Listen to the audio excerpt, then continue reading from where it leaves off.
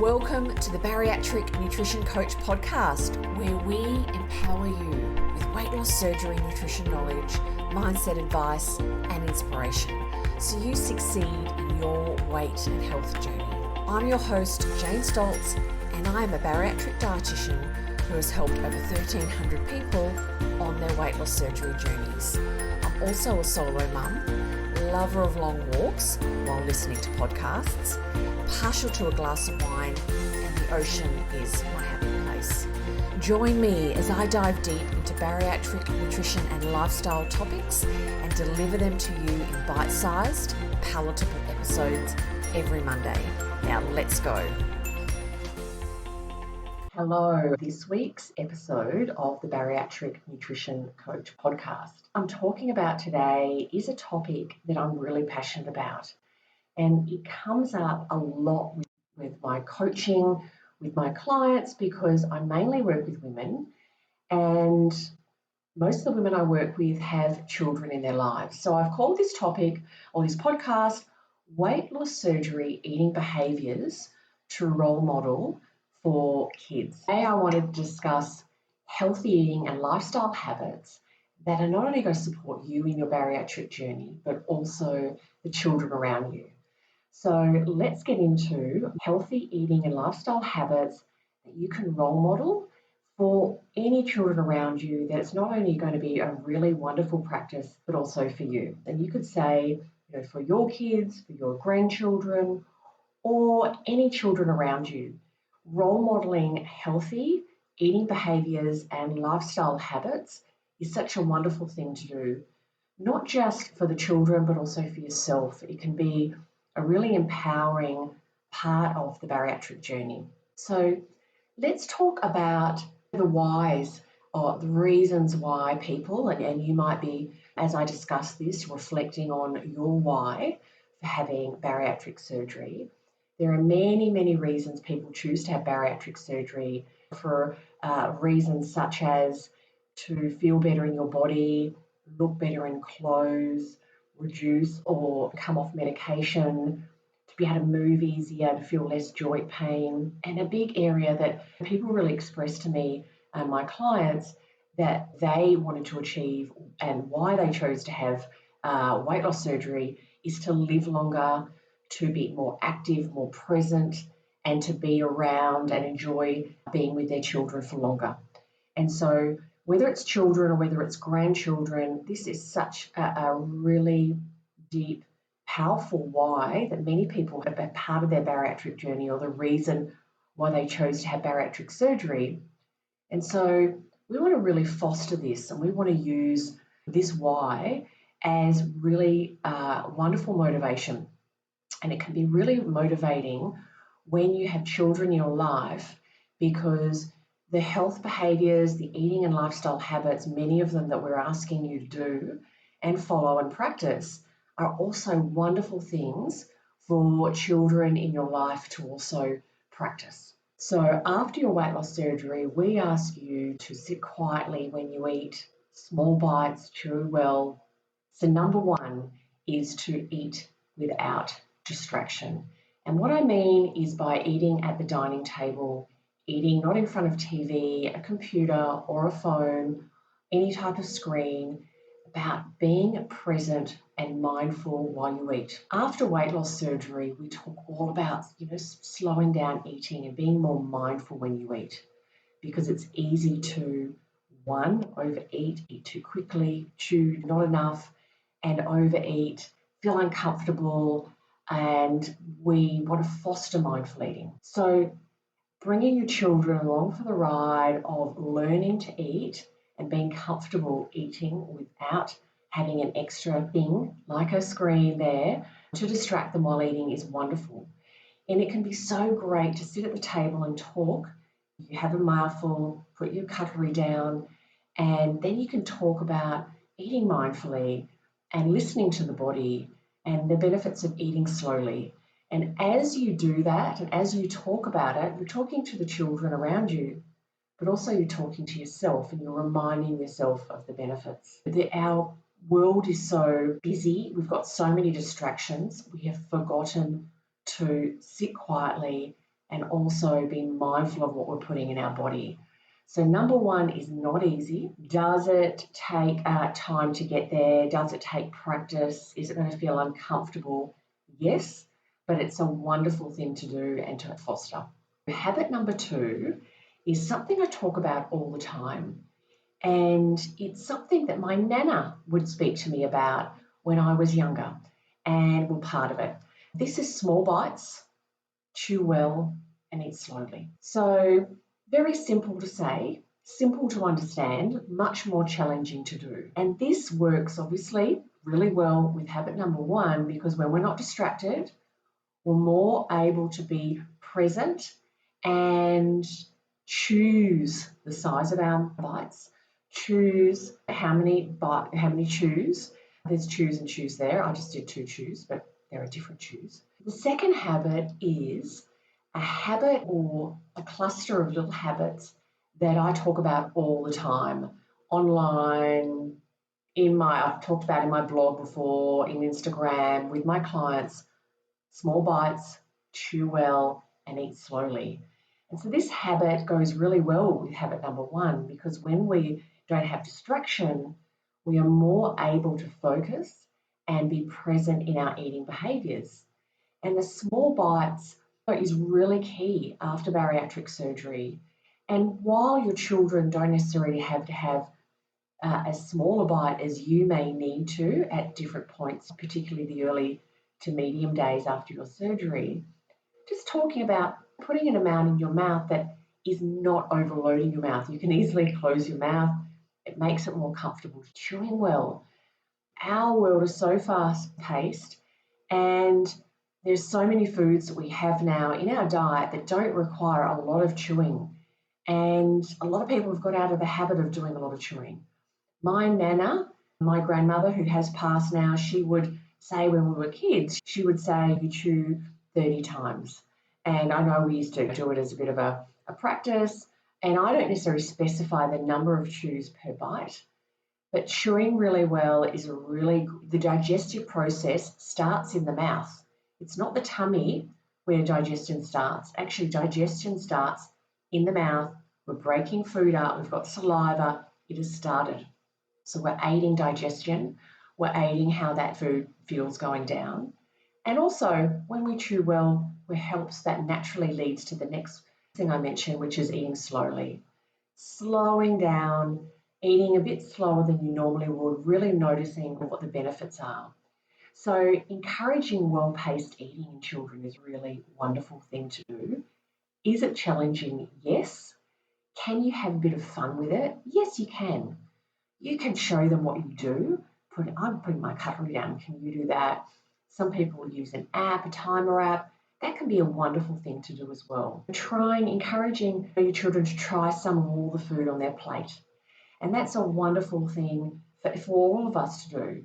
They don't have to follow the protein bites ratio or have such a focus on protein, but trying even a little bit of those other things that are on their plate and not going down that pathway of the Clean the Plate Club.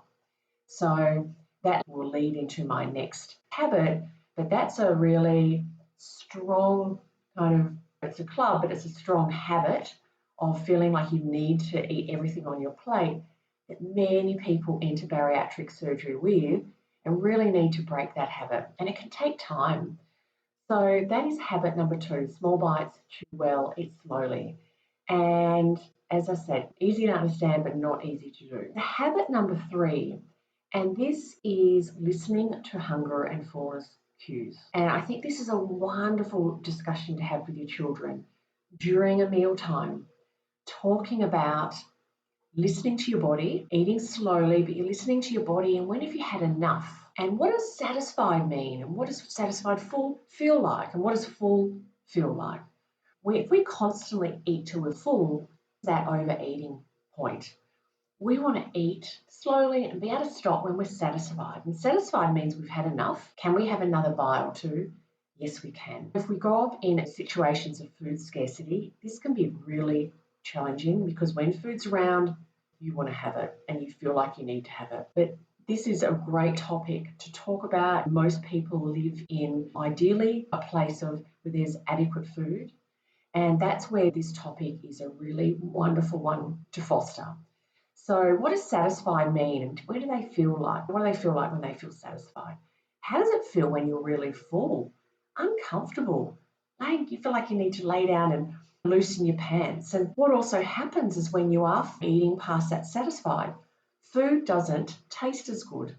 There's a lovely saying, and I can't remember where I heard it, but the saying is the best seasoning for food is hunger or appetite.